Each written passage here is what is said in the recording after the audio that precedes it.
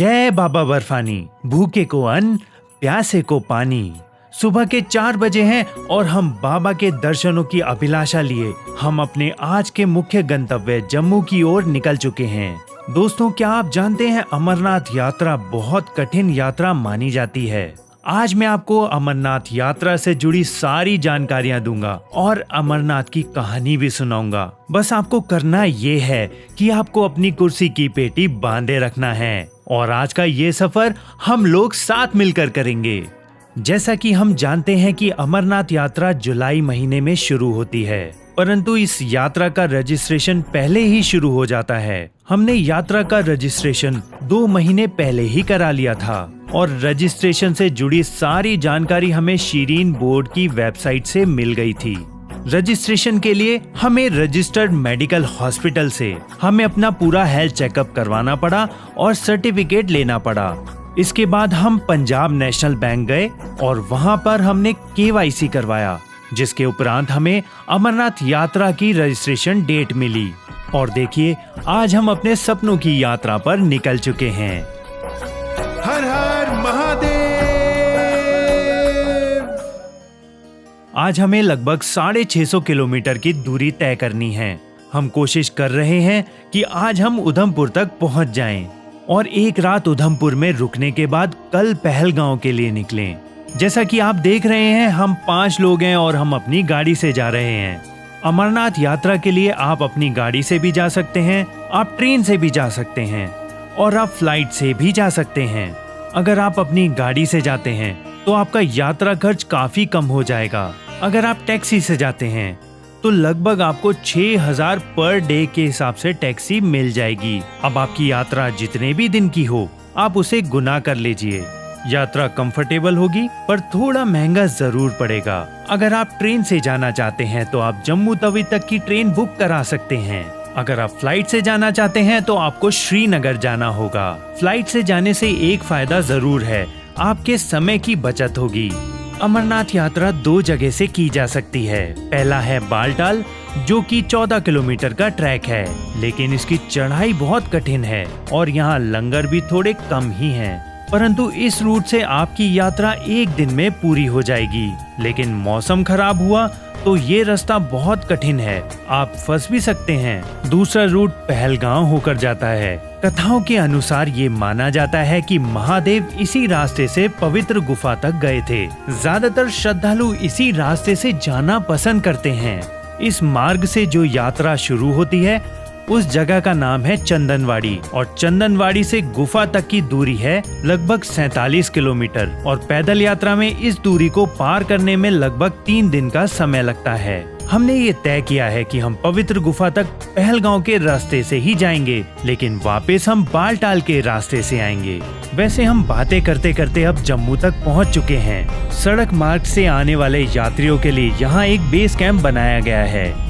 यहाँ आपको अपना KYC दिखाना होता है और बदले में आपको एक RFID कार्ड इशू किया जाता है। इस RFID कार्ड के अंदर आपकी सारी जानकारियाँ मौजूद होती हैं। आप इसे अमरनाथ यात्रा का आधार कार्ड भी समझ सकते हैं। पूरी यात्रा के दौरान ये कार्ड आपके गले में ही रहेगा। अचानक से यहाँ का मौसम खराब होने लगा है। जम्मू में कोई भी प्रीपेड सिम काम नहीं करती है। इस बेस कैंप तक तो हमारी सारी सिमें काम कर रही हैं, परंतु आगे जाने के लिए हमें यहाँ की सिम लेना होगा। हमें पता लगा है कि अमरनाथ यात्रा के दौरान जियो का नेटवर्क सबसे ज्यादा स्ट्रॉन्ग है, तो हम सब लोग एक जियो की सिम खरीद रहे हैं। यहाँ अचानक से बारिश होने लगी है। हम कोशिश कर रहे हैं कि जल्दी से जल्दी यहाँ से आगे निकल जाएं। इस कैंप के स्टाफ ने हमें भगवती नगर जाने के लिए कहा है। भगवती नगर से कॉन्वॉय जाता है, तो अगर आप कॉन्वॉय से जाना चाहते हैं तो आपको वहां जाके चेक इन करना होगा। अगर आप सीधा पहलगांव जाना चाहते हैं तो आप जा सकते हैं। भगवती नगर से आपको प्रीपेड बस सर्विस मिल जाएगी, लेकिन अगर आप अपनी गाड़ी से आ रहे हैं तो आप सीधे पहलगांव भी जा सकते हैं। देखिए, हम बातें करते करते उधमपुर तक पहुंच चुके हैं। काफी रात हो चुकी है, हम सफर में काफी थक भी चुके हैं। आज रात हम यहीं आराम करेंगे और कल सुबह जल्दी पहलगांव के लिए निकलेंगे। हर हर महादेव दोस्तों, सुबह हो चुकी है और हम पहलगांव के रास्ते पर निकल चुके हैं और तेजी से अपने गंतव्य की तरफ आगे बढ़ रहे हैं। बम बम भोले जोर से बोलो, बम भोले बम बम भोले बम बम भोले बम बम भोले बम बम भोले बम बम भोले भोले।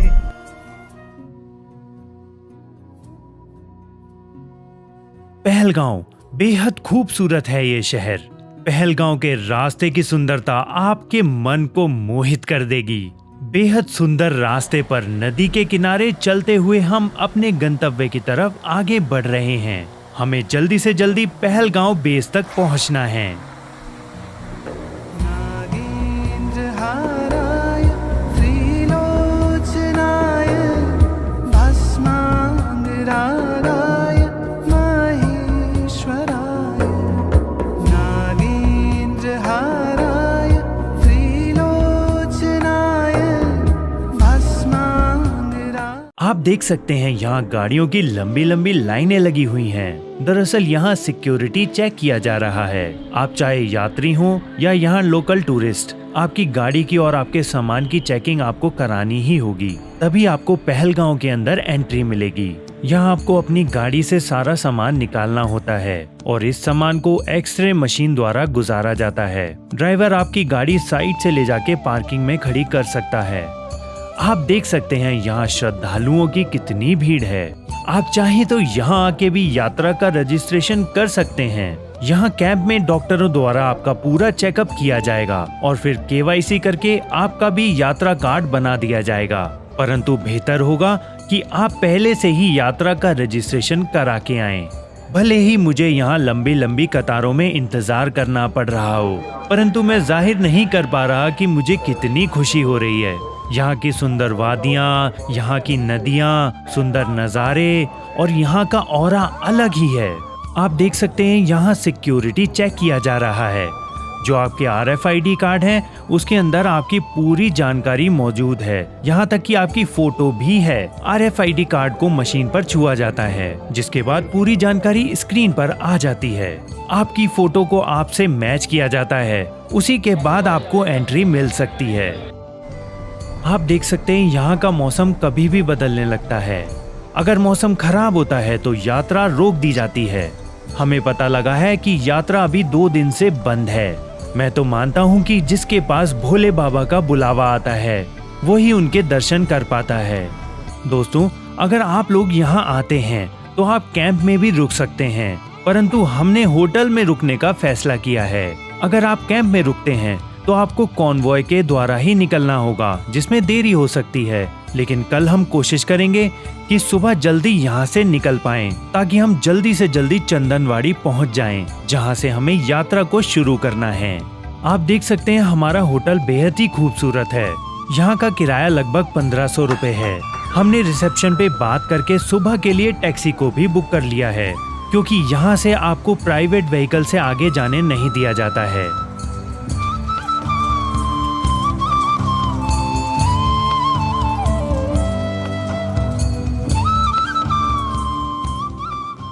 दोस्तों, सुबह के 3 बजे हैं और हम नहा धो के तैयार हो चुके हैं अपनी यात्रा के लिए।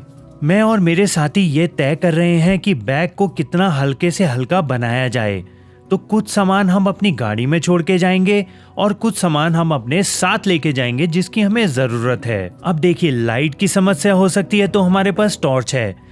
बारिश के लिए हमारे पास बरसाती है। अगर कपड़े भीग जाएं तो हमारे पास एक जोड़ी कपड़े हैं।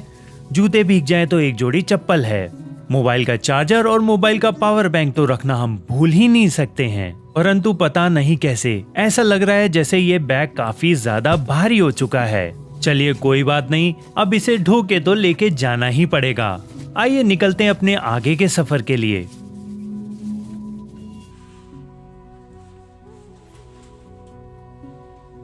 सुबह के 4 बजे हैं और यहाँ गाड़ियों की लंबी लंबी कतारें लगी हुई हैं और हम कतार में लगभग आगे ही हैं। शायद अब आप समझ गए होंगे कि हम बेस कैंप में क्यों नहीं रुके। बेस कैंप यहाँ से 5 किलोमीटर पीछे है। हमारे पीछे लगभग 5 किलोमीटर लंबी लाइन लगी हुई है, तो कैंप से आगे आके होटल में रुकना फायदेमंद रहा।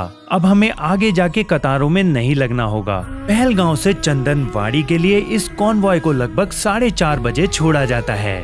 अब यहाँ से हमें लगभग 16 किलोमीटर की दूरी को तय करना है और चंदनवाड़ी बेस कैंप में अपनी चेकिंग करानी है। सिक्योरिटी ज्यादा होने की वजह से यहाँ आपको चेकिंग बार बार करानी होती है। तो हम चंदनवाड़ी पहुंच चुके हैं। आप देख सकते हैं यहाँ भी काफी कतारें लगी हुई हैं। जैसे पहलगांव में आपकी चेकिंग RFID द्वारा की गई थी, यहाँ भी आपको RFID द्वारा चेक किया जाएगा और यहाँ से हमारी यात्रा शुरू होगी।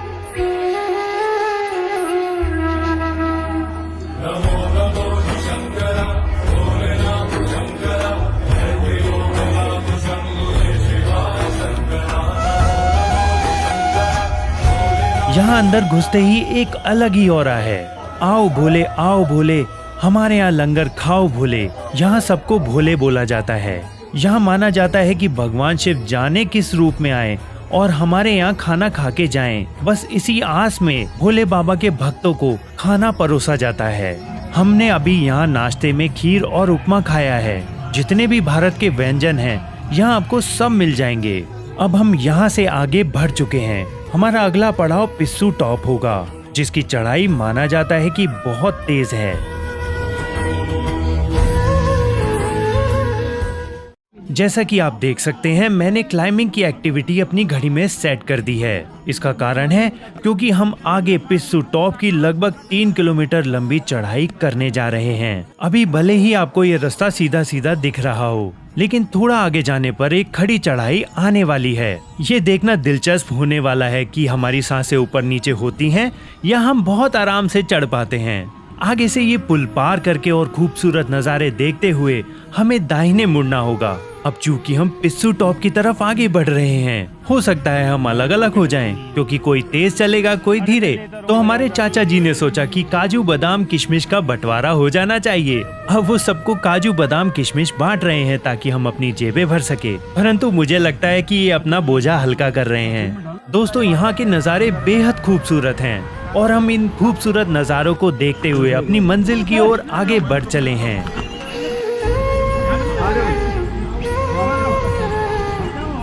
देखिए, यहाँ से पिस्सू टॉप की खड़ी चढ़ाई शुरू हो रही है। थोड़ा सा आगे बढ़ते ही हमारी सांसें फूलने लगी, लेकिन बाबा का नाम लेके हम आगे बढ़ चले हैं। यहाँ घोड़े वाले और पिट्ठू वाले आपको हर जगह मिल जाएंगे। अगर आपको कोई परेशानी आती है तो आप इनका साथ भी लेके आगे जा सकते हैं। नदी किनारे का ये रास्ता कितना खूबसूरत है। हमसे यहाँ की फोटोज खींचे बिना रहा नहीं जा रहा। जहाँ जगह मिलती हम फोटो खींचना शुरू कर देते हैं।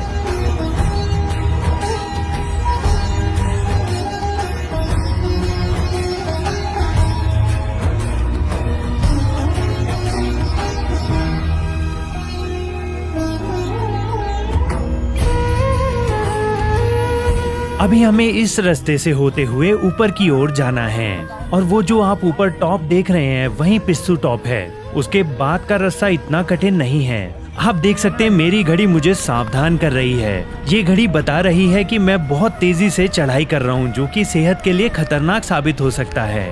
देखिए, मैं आपको जूम करके दिखाता हूँ कि हमें अभी कहाँ जाना है। एल्टीट्यूड ज्यादा होने की वजह से हमारा सांस बहुत बुरी तरह से फूल रहा है। हम ज्यादा से ज्यादा एक बारी में 50 मीटर ही चल पा रहे हैं और हमारी सांस फूल जाती है और हमें रुकना पड़ जाता है। लेकिन हम हिम्मत नहीं हार रहे। बाबा का नाम लेके बस आगे बढ़ते ही चले जा रहे हैं। वैसे एक बात बताऊं, हमारा ग्रुप थोड़ा ऊपर आते ही तितर बितर हो चुका है। मेरे साथ केवल मेरे दोस्त पंकज बचे हैं। किसी भी ट्रैकिंग में ये मेरा साथ कभी नहीं छोड़ते।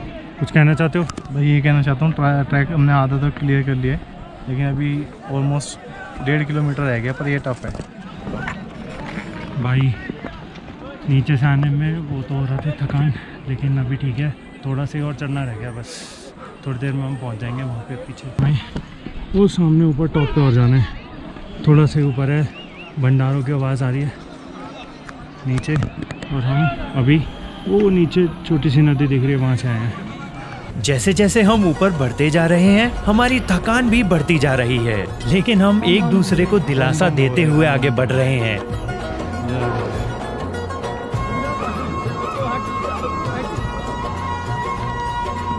पेट्रोल भी पी के चलना पड़ता है।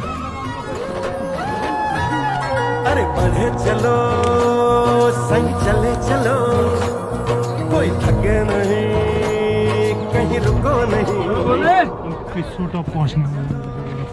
सामने हमें बोला था कि 3 किलोमीटर की चढ़ाई है, बट जहाँ से हम चले थे ना, ये देखो लगभग 5 किलोमीटर हो चुके हैं हमें चलते हुए। 2 घंटे से हम चल रहे हैं। तो ये जगह है पिस्सू टॉप। आखिरकार हम चढ़ाई करते हुए पिस्सू टॉप तक पहुंच ही गए हैं। आप सामने देख रहे हैं ना, ये रास्ता लंगरों से होते हुए जा रहा है। यहाँ आते ही आपको लोग बोलेंगे, ये लो बोले, ये खाओ बोले, हमारे लंगर में आओ बोले। जितना स्वागत सत्कार यहाँ अमरनाथ यात्रियों का किया जाता है, ऐसा पूरी दुनिया में आपको देखने को नहीं मिलेगा। चलते चलते हमें प्यास लग चुकी है, पहले थोड़ा पानी पी लेते हैं, फिर देखते हैं अंदर हमारे लिए खाने में क्या बना है। बताने की जरूरत नहीं है, पर आप यहाँ देख सकते हैं कि यहाँ कितनी तरह तरह की चीजें मिल रही हैं। आइए आसपास थोड़ा घूम लेते हैं। शंभुनाथ की नगरिया, गौरीनाथ की नगरिया।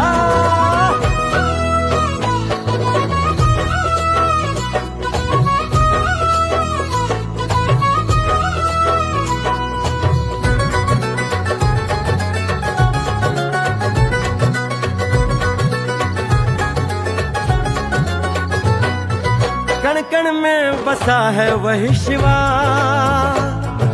हर मन में बसा है वही शिवा। हाँ, कृपा सिंधु है जो वही शिवा। चलिए अब पेट पूजा तो हो गई, अब हम अपने सफर पे आगे निकल चलते हैं। जैसे ही हम लंगर से बाहर आते हैं, ये जो रास्ता आप देख रहे हैं, ये सीधा शेषनाग की ओर जाता है। अब हम इसी रास्ते पे आगे चलेंगे।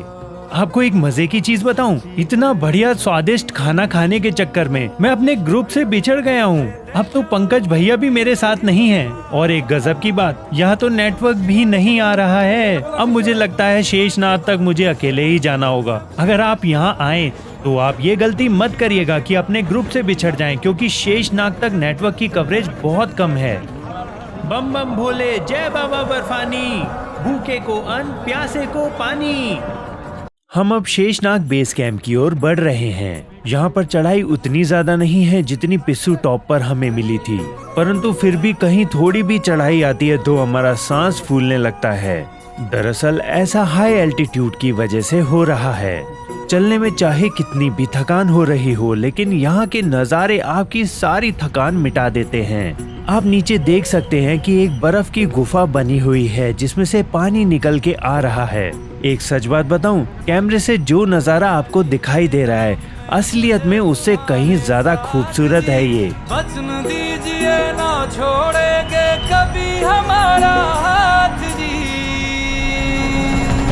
ओ भोलेनाथ जी, ओ शंभुनाथ जी, ओ भोलेनाथ जी, ओ शंकरनाथ जी, ओ भोलेनाथ जी, ओ शंभुनाथ जी, ओ भोलेनाथ जी, ओ शंकरनाथ जी।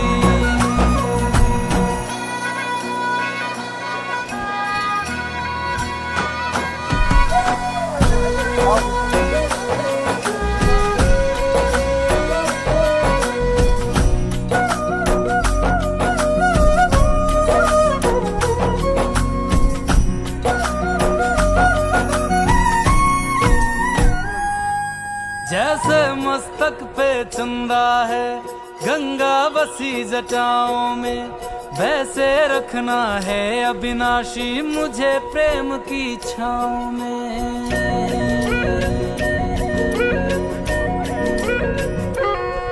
जैसे मस्तक पे चंदा है गंगा बसी जटाओं में, वैसे रखना है अविनाशी मुझे प्रेम की छाँव में। कोई नहीं तुम सा तीनों लोकों में, दशों दिशाओं में, महलों से ज्यादा सुख है कैलाश की खुली हवा में।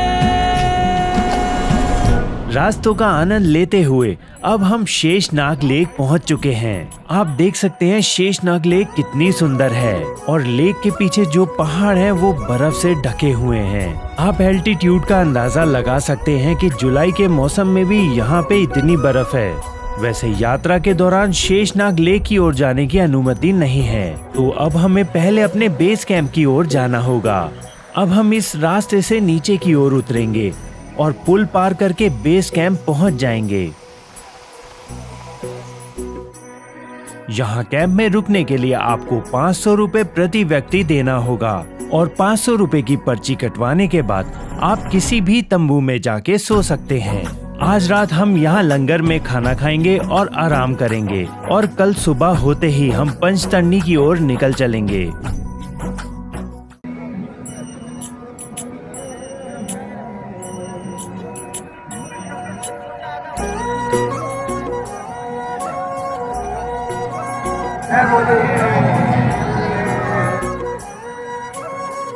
दोस्तों, आज यात्रा का दूसरा दिन है। सुबह हो चुकी है और हम पंचतरणी की ओर प्रस्थान करने के लिए तैयार हैं। लेकिन जाने से पहले देख लेते हैं लंगर में खाने के लिए क्या मिल रहा है।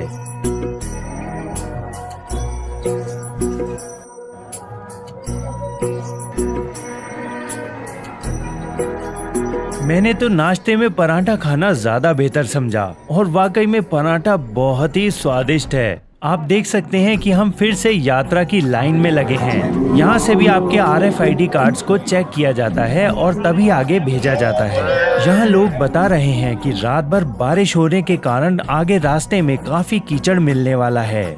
हमारा अगला पड़ाव गणेश टॉप है और वहाँ की चढ़ाई पिस्सू टॉप की चढ़ाई से भी ज्यादा खतरनाक है। ना चाहते हुए भी हमने फैसला किया है कि हम अब घोड़े से जाएंगे। कीचड़ होने के कारण पैदल यात्रा करने में ज्यादा समय लगेगा। अब हम अपने घोड़े पे सवार होके गणेश टॉप की ओर निकल चले हैं। आप मेरी घड़ी में यहाँ का एल्टीट्यूड देख सकते हैं। हमें अब एहसास हो रहा है कि हमने घोड़ा करके ठीक किया, क्योंकि यहाँ तो चलना बहुत ज्यादा मुश्किल है। अगर गणेश टॉप होते हुए हम 2 बजे से पहले पंचतरणी पहुँच जाते हैं तो वहाँ से 6 किलोमीटर आगे गुफा तक हमें जाने दिया जाएगा। अगर हम 2 बजे के बाद पंचतरणी पहुँचेंगे तो एंट्री बंद हो जाएगी और हमें पंचतरणी बेस कैंप में एक रात और गुजारनी होगी। चलिए देखते हैं आज हम समय से पंचतरणी पहुँच पाते हैं या नहीं। अमरनाथ गुफा भगवान शिव के प्रमुख तीर्थ स्थलों में से एक है। यहाँ की प्रमुख विशेषता पवित्र गुफा के अंदर प्राकृतिक रूप से बनने वाला बर्फ का शिवलिंग है। प्राकृतिक रूप से बर्फ से बनने के कारण इसे भू हिमानी शिवलिंग भी कहते हैं। आषाढ़ पूर्णिमा से शुरू होकर रक्षाबंधन तक पूरे सावन महीने में बाबा बर्फानी के दर्शन करने लाखों लोग यहाँ आते हैं। गुफा के अंदर कई जगह पानी की बूंदें टपकती रहती हैं, लेकिन पवित्र गुफा में एक स्थान ऐसा है जहाँ पानी की बूंद टपकने से 10 फुट ऊंचा शिवलिंग बन जाता है। चंद्रमा के घटने बढ़ने के साथ साथ बर्फ के शिवलिंग का आकार भी घटता बढ़ता रहता है।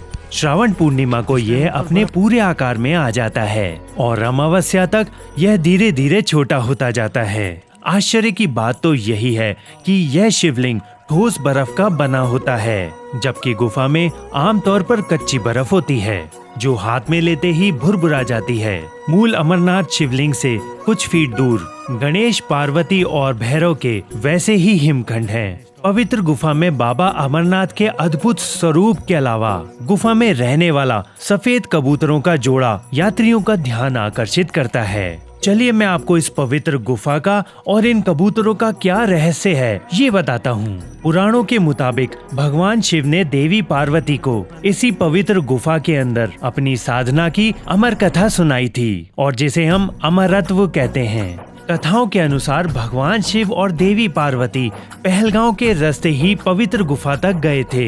भगवान शिव यह अमर कथा केवल देवी पार्वती को ही सुनाना चाहते थे, क्योंकि अगर यह कथा कोई भी सुन लेता तो वह अमर हो जाता। इस कारण भगवान शिव ने अपनी सवारी नंदी को पहलगांव में ही छोड़ दिया। इसके बाद जटाओं से चंद्रमा को चंदनवाड़ी में अलग कर दिया। पिस्सू घाटी में पिस्सू नाम के कीड़े को भगवान शिव ने त्यागा था और इस जगह का नाम पिस्सू टॉप पड़ा। घंटाभूषण नाग को शेषनाग में छोड़ दिया। इस प्रकार इस पड़ाव का नाम शेषनाग पड़ा।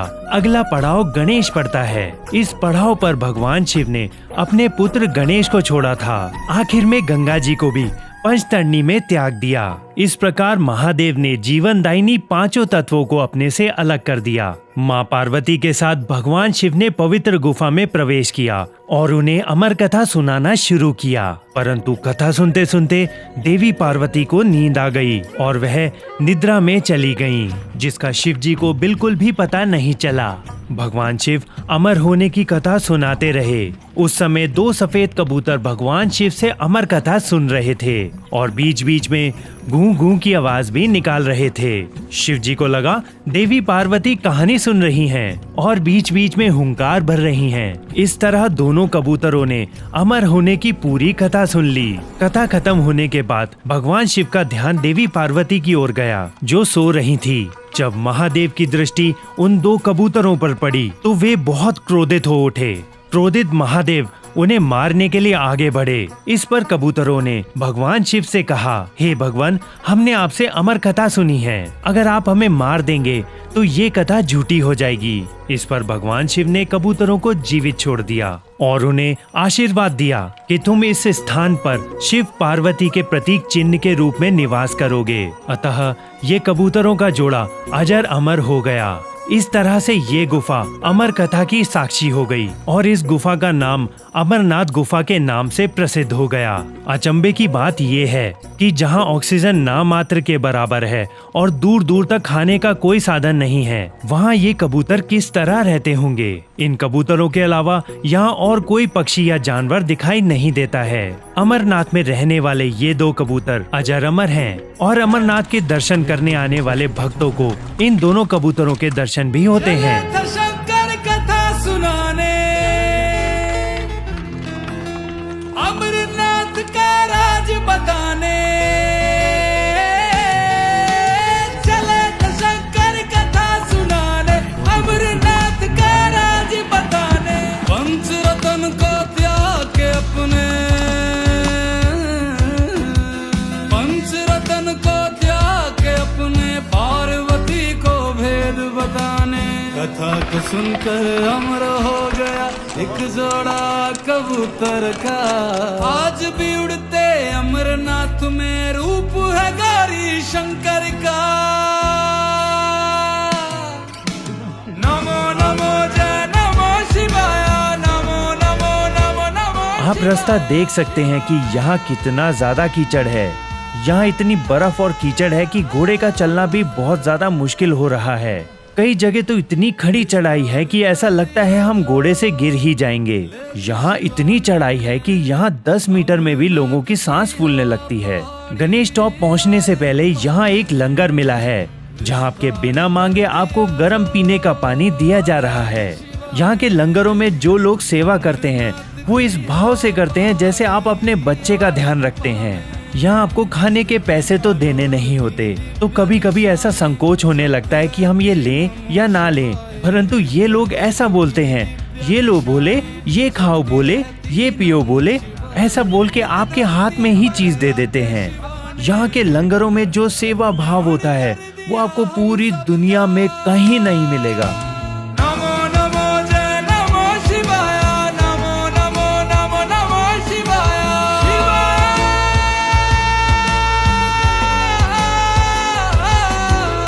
यात्रा का आनंद लेते हुए देखिए हम गणेश टॉप तक भी पहुंच चुके हैं। एल्टीट्यूड के मामले में यात्रा का ये सबसे ऊंचा पॉइंट है। जुलाई के मौसम में बस बर्फ देखते ही हमसे रहा नहीं गया और हमने बर्फ में मस्ती करना शुरू कर दिया है। नमो नमो जय नमो शिवाय। ठंडा ठंडा कितने भोले मेरे शिव है, कितने भोले मेरे शिव है, करते कमाल शंकर। नमो नमो जय नमो शिवाय, नमो नमो नमो नमो शिवाय शिवाय।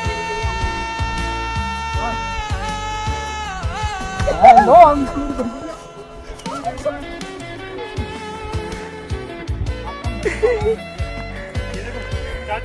बेटी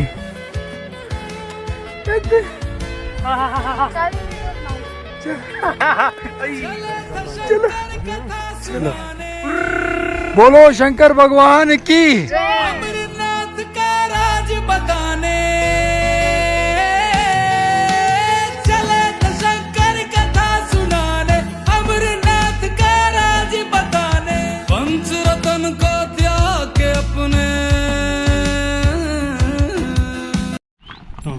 अपने घोड़ा स्टैंड से घोड़े पे बैठ के चल चुके हैं फाइनली।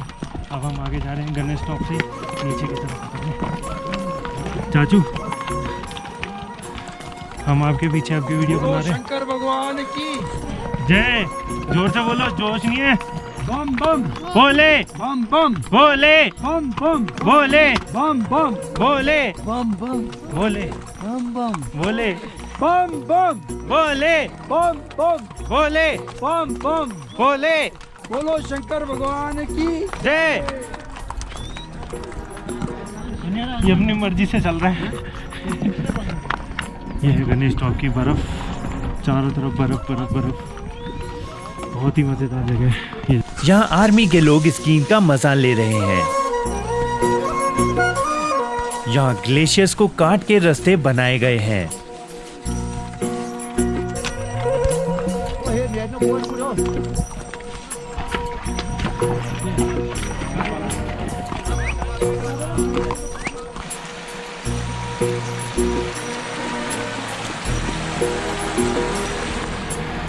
रास्ता बहुत कीचड़ भरा और पथरीला है। यहाँ रास्ते में एक दिल्ली का बहुत बड़ा लंगर मिला है। देखिए यहाँ खाने में क्या क्या मिल रहा है। जो चीजें मॉल में मिलती है ना, वो यहाँ इस दुर्गम स्थान पे लोगों के लिए उपलब्ध कराई गई हैं। Doughnuts, mushroom tikka, grill sandwich, paneer roll, paneer wrap, patties, मतलब क्या नहीं है यहाँ पे।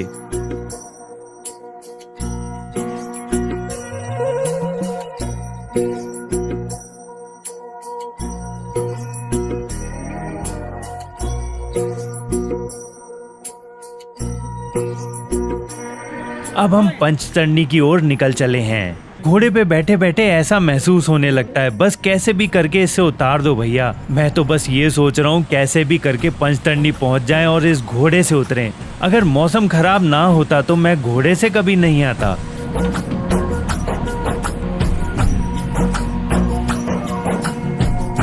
हमें पूरे रास्ते हल्की हल्की बारिश मिल रही है। मुझे लग रहा है अगर मौसम खराब होता है तो यात्रा रोक दी जाएगी। हे भोले बाबा, बस मौसम खराब मत करना, कैसे भी करके दर्शन दे दो भोले बाबा। बेहद खूबसूरत रास्तों से होते हुए अब हम पंचतरणी पहुंच चुके हैं।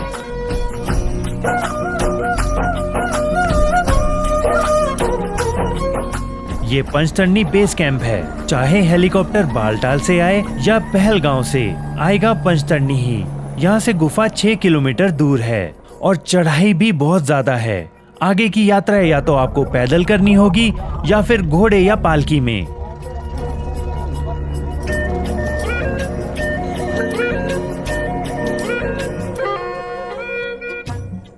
हम 2 बजे से पहले पंचतरणी पहुंच चुके हैं। अब हम अपने घोड़े से गुफा की ओर जा रहे हैं। आप अंदाजा लगा सकते हैं कि यहाँ के रास्ते कैसे हैं। पंचतरणी एक समतल जगह है।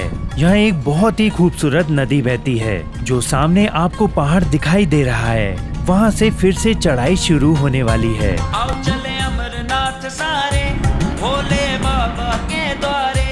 आओ चले अमरनाथ सारे भोले बाबा के द्वारे। आओ चले अमरनाथ सारे। अगर आज हम घोड़े से नहीं आते तो हमें पंचतरणी में ही रुकना होता। घोड़े से आने की वजह से हमारा एक दिन बच गया है। पिछले रास्तों की तरह इस रास्ते पर भी बहुत ज्यादा खड़ी चढ़ाई है।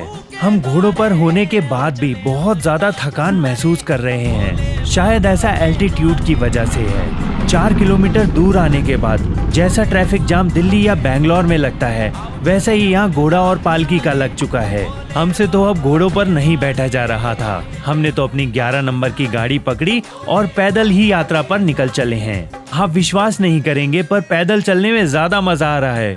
और पता नहीं कैसे, पर जैसे जैसे हम गुफा की ओर बढ़ते जा रहे हैं, हमारी थकान भी खत्म होती जा रही है।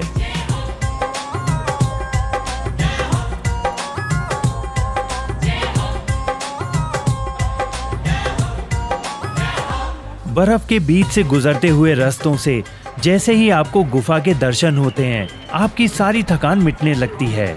यहाँ का ऑरा ही अलग महसूस होने लगा है। मुझे एक अलग ही एनर्जी का एहसास हो रहा है। ना मुझे प्यास लग रही है, ना मुझे भूख लग रही है। वहाँ नीचे देखिए कितने लोग हैं, कितनी भीड़ है, लेकिन यहाँ के प्रशासनिक प्रबंध बहुत ही ज्यादा उत्तम हैं।